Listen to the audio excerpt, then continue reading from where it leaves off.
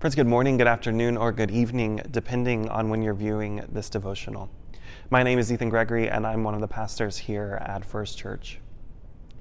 Over the last couple of weeks in worship, we've been doing a series called Prayers That Don't Work. Now, this is a playful title for the series. We know that prayer is not some kind of formulaic thing where you plug in X and Y and get Z. But prayer is much more mysterious than that. We've been looking at it through a number of examples of stories throughout chapter 17 and 18 of the Gospel of Luke.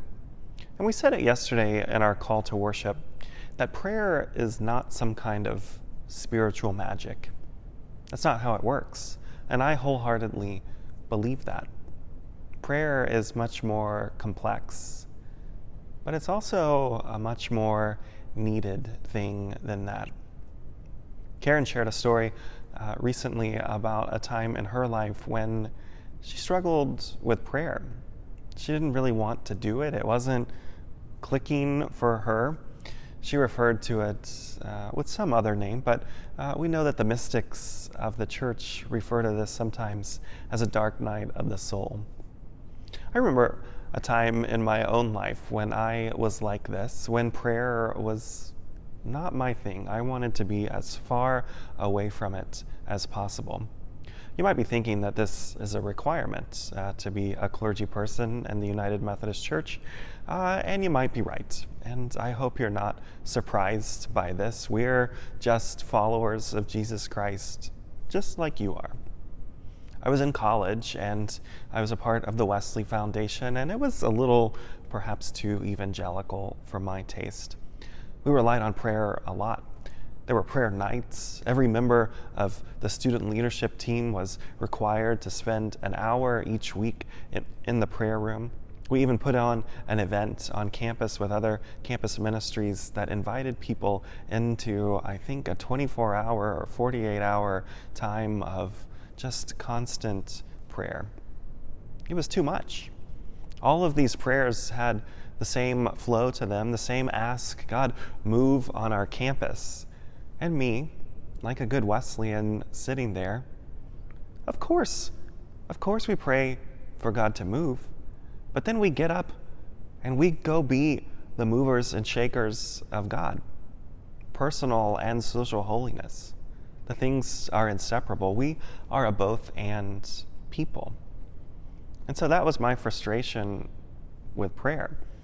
It was that those I was around didn't quite seem to get it. And so I took a period where I put prayer at a distance.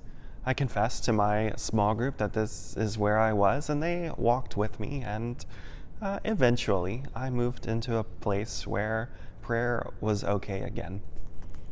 The words from Proverbs chapter 3 sort of sum up what prayer means to me. Trust in the Lord with all your heart. Don't rely on your own intelligence. Know God in all your paths, and God will keep your ways straight. For me, prayer is always about trust.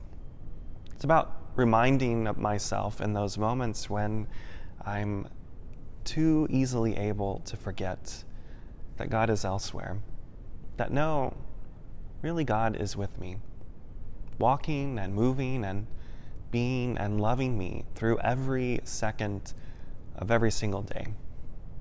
Now, I'll admit to you, I still struggle with prayer. I'm not one of these people who wakes up at 4 or 5 a.m. and spends a great amount of time in the prayer corner of my apartment. Number one, that's too early, except for on Sunday morning when I need to finish writing a sermon. But prayer often unfolds in my life simply when I'm out walking, when I'm out for a drive, when I let my thoughts go and simply pay attention to the world around me, to my neighbors, those whom God is calling me to love and serve, but also just to the simple beauty of creation.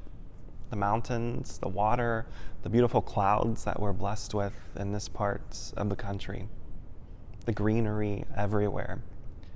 It reminds me of the God who is with me. and the God in whom I place my trust. This is why we need prayer. And so, friends, I invite you, if you're out there, if you're struggling with prayer, if you need some direction, if you wonder, why do we do this again? Don't hesitate. Karen, Reverend Andy, myself, we're all here.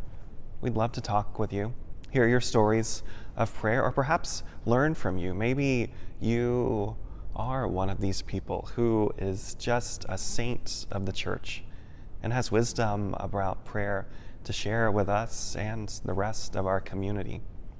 We're always moving on to perfection. We're always growing. We're always living and moving and being in God's grace. And prayer is simply one of the tools that helps us do that. May we continue to be a people of prayer in the week ahead and in all of our weeks. May it be so. Friends, I look forward to seeing you on Sunday. We'll continue this series on prayers that don't work, and we'll gather to pray another one of my favorite prayers as we gather around Christ's table and pray together the great Thanksgiving. I'll see you on Sunday. Go in peace.